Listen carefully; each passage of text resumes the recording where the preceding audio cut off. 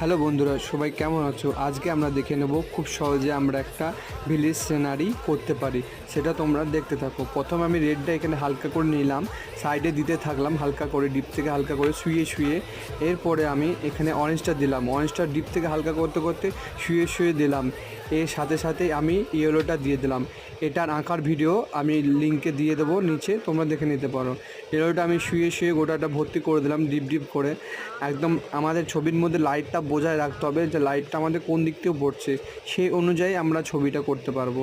এই নিচে আমি স্কাই ব্লু নিয়ে পরে ডিপ থেকে হালকা করতে লাগলাম। এর সামনের দিকটা লাইট কালার করলাম, ভেতর দিকটা ডার্ক করলাম। এর সাথে আমি কোনো রং মিক্স করে শুধু স্কাই দিয়ে করতে পারবো। নিচে আমি ডিপ ব্রাউনটা করলাম। এরপরে নেক্সট ভিডিওতে আরও বাকিটা আসবে। আজকে এতটুকুই, এই ঘরটাই তোমরা দেখো। কেউ যদি করতে পারো খুব ভালো লাগবে। লাইক শেয়ার একটা কমেন্ট করে দেবে।